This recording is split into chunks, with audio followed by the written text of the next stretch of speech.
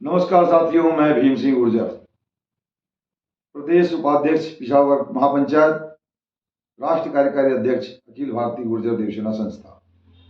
मित्रों, मैं सभी को राम राम करता हूं और कुंभ के विषय में जो मुझे थोड़ी जानकारी है मैं आपको बताना चाहता हूं।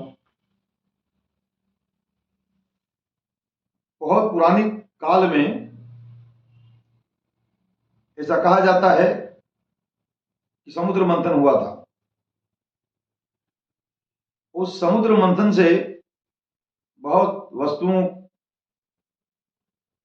का उपार्जन हुआ था, बहुत वस्तुएं निकली थी, लेकिन उसमें से जो मुख्यतः है वह अमृत निकला था, जिसे पाने के लिए देव और दानव दोनों अपने अपने प्रयत्न कर रहे थे कि वह अमृत हमें मिले ताकि हम उसे ग्रहण करके अमृत को प्राप्त हो जाए।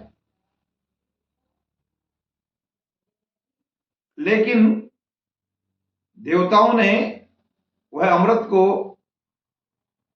इस प्रकार से प्राप्त किया कि वह दैत्यों के पास नहीं जा सका।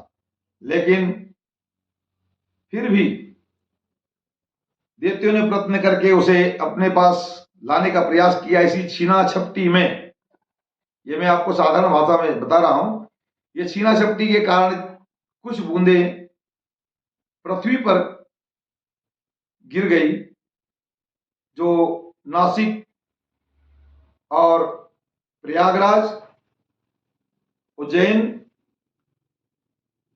और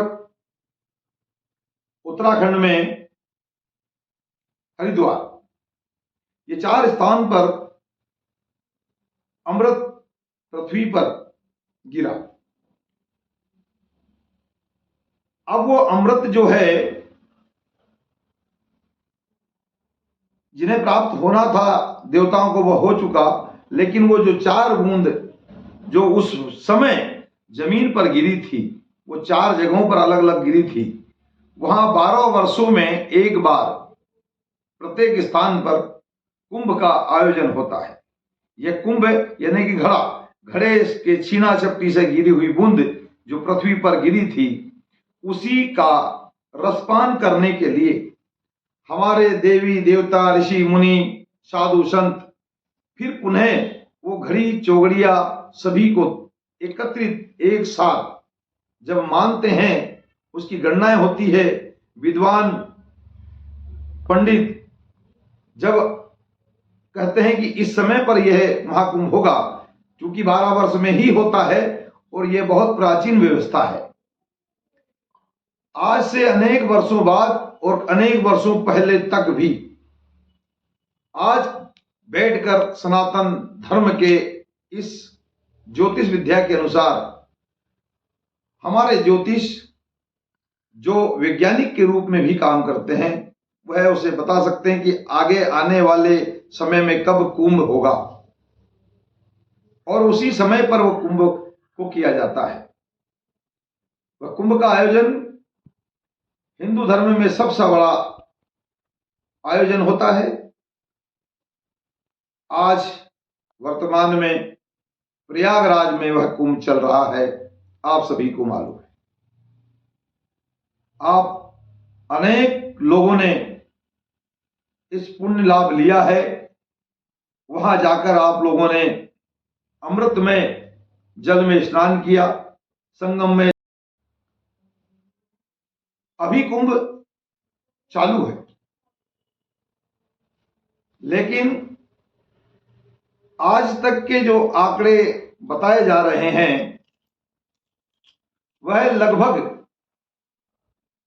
44 करोड़ तक बताया जा रहा है।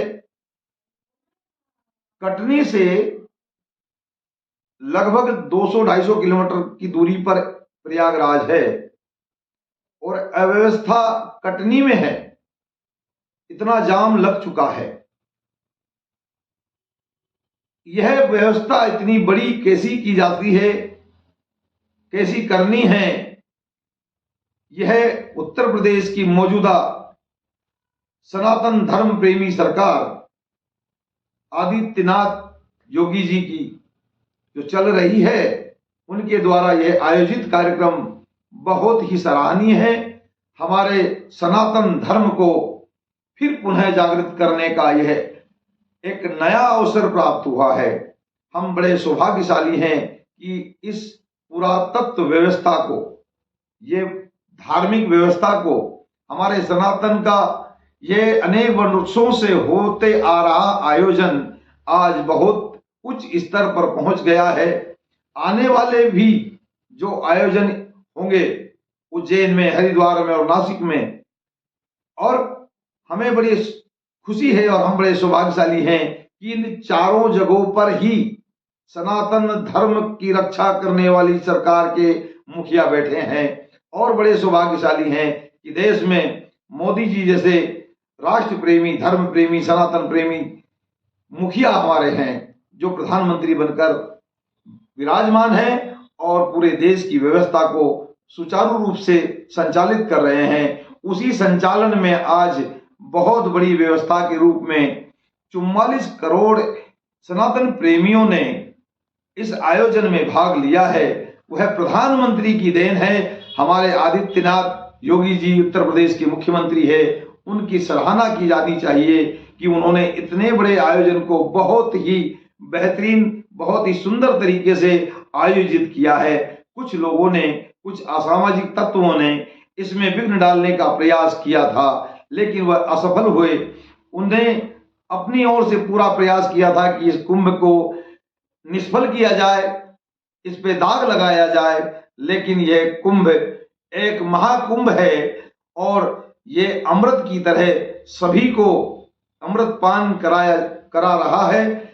हम सभी धर्म प्रेमियों को बहुत प्रसन्न होना चाहिए। हम घर बैठ के भी इस आनंदमय उत्सव का आनंद मना रहे हैं। हम घर बैठ के इसका पुण्य लाभ प्राप्त कर रहे हैं। प्रतिदिन स्नान करते हुए लोगों को देख रहे हैं, उस गंगा जी को याद करते हुए घर स्नान कर रहे हैं। कोई गोदावरी में, कोई नर्मदा में, कोई कावेरी में स्नान कर रहा है और गंगा जी को याद कर रहा है। इस कुंभ की वेला में, इस कुंभ की घड़ी में सब कुंभ में, अमृत में अपने आप को मान रहे हैं। जो गए हैं वो सौभाग्यशाली हैं, लेकिन जो दूर से भी देख रहे हैं, टीवी चैनलों के माध्यम से देख रहे हैं, वो भी अत्यंत प्रफुल्लित हैं। मैं भी जा नहीं सका हूं, लेकिन आप जो भी गए हैं और जो नहीं भी गए हैं, उन सभी को मैं शुभकामनाएं देता हूं।